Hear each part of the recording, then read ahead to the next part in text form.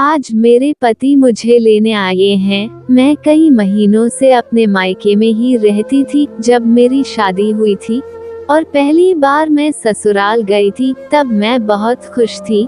मेरे पति मुझे बहुत प्यार करते थे। मेरे घर में मैं, मेरे पति और 50 साल का मेरा ससुर, बस 3 लोग ही रहते थे। मैं दिखने में बहुत खूबसूरत थी। गांव की सखियां हरदम कहती थी कि पूरे गांव में तुमसे खूबसूरत कोई नहीं है। खूबसूरती के साथ साथ मुझे सजने संवरने का बड़ा शौक था। मैं घंटों आईने के सामने बैठकर सजती थी। एक दिन मैं अपने कमरे में साड़ी का पल्लू ठीक कर रही थी कि मुझे लगा कि कोई मुझे खिड़की से देख रहा है, पर वहां जाकर देखी तो कोई नहीं था। मुझे शक हुआ कि कहीं मेरे ससुर तो मुझे नहीं न देख रहे थे, क्योंकि घर पर इस वक्त सिर्फ वही थे। मेरे पति काम के सिलसिले में कुछ दिन के लिए बाहर गए थे। मैं कमरे के बाहर निकली तो देखा कि मेरे पति बाथरूम के कोने में खड़े कुछ कर रहे थे। उनका बदन में कपकपी हो रही थी, उनका शरीर हिल रहा था। मैंने सोचा कि शायद बाथरूम कर रहे होंगे, पर बाथरूम करने के लिए ही तो बाथरूम बनाया गया था, पर वो उसमें ना जाकर बाहर क्या कर रहे हैं। मैंने उनको इग्नोर किया और फिर से अपने कमरे में आ गई।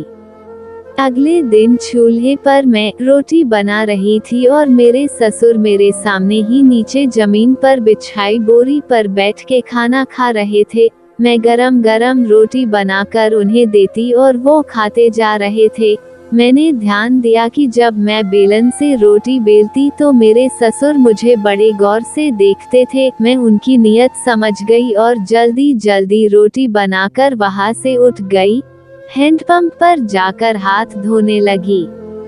हाथ धोते समय मैंने ये ध्यान नहीं दिया कि वहां पर फिसलन थी और मैं फिसल कर गिर गई। जब मैं गिरी तो जोर से चिल्लाने लगी।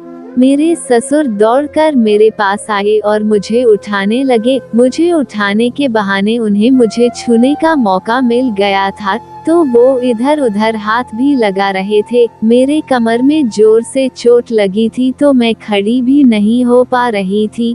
तब मेरे ससुर ने कहा, कमर को दबाते दबाते कभी उनका हाथ कमर के नीचे भी चला जाता था। तब मैं चौंक जाती थी और वो अपना हाथ हटा लेते थे। मैं भी सोचने लगी कि देखूं तो सही को मेरे ससुर आखिर करना क्या चाहते हैं। कुछ देर कमर दबाते दबाते बोल पड़े, बहू तुम्हारा बदन तो बहुत कमसिन और नाजुक है। मैं हैरान होते हुए बोली, ये आप क्या कह रहे हैं? मैं आपकी बहू हूँ, मेरे बारे में आपका ऐसा सोचना उचित नहीं है। तब वो बोल पड़े, बहू, जिस दिन से मैंने तुम्हें साड़ी बदलते देखा है उसी दिन से मैं तेरा दीवाना हो गया हूँ। मैं तो बस दिन रात तुम्हारे ही ख्यालों में खोया रहता हूँ। नहीं ससुर जी, ये गलत है, आपकी नियत कुछ ठीक नहीं लग रही है। यही बोलते हुए मैं वहाँ से उठकर भागना चाही, पर मेरी कमर के दर्द मुझे उठने नहीं दे रहा था। मेरे ससुर मेरे ऊपर आ गए और मेरे साथ जबरदस्ती करने लगे। मैंने सोच लिया कि मैं तो कुछ कर ही नहीं पा रही हूँ। लगता है आज मेरे ससुर अपना मंसूबा पूरा करके ही मानेंगे। मैं गिड़गिड़ाते हुए बोली, ससुर जी मुझे छोड़ दीजिए, वैसे ही मैं बहुत तकलीफ में हूँ। वो रुक गए और थोड़ी देर बाद बोले, ठीक है, आज का ये काम मेरा तुम पर उधार रहेगा। इतना बोलते ही बाहर चले गए। मैं सोच रही थी बाल बाल बची, पर कितना दिन ऐसे बचते रहूंगी।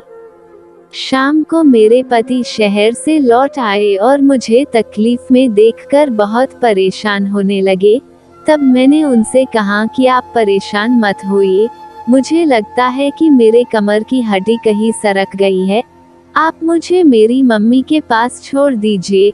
मेरी माँ हड्डियों की बहुत जानकार है, वो मुझे चुटकी में ठीक कर देगी। तब से आज तक मैं अपने मायके में ही हूँ। आज मेरे पति मुझे लेने के लिए आ रहे हैं। उनके साथ जाने का मेरा भी मन है, पर डर भी लग रहा है कि कहीं मेरे ससुर ने दोबारा कुछ किया तो। इस पार्ट में इतना ही, आगे की दास्तान अगली वीडियो में बताऊंगी। अगर आप जानना चाहते हैं कि मेरे ससुर ने मेरे साथ कैसे कैसे क्या क्या किया तो कमेंट करके मुझे जरूर बताएं। चैनल पर अगर आप पहली बार आए हैं तो इसे सब्सक्राइब कर लीजिए, क्योंकि आपके मनोरंजन के लिए हम ऐसी कहानी लाते रहूंगी। मिलते हैं अगली कहानी में, तब तक के लिए बाय बाय।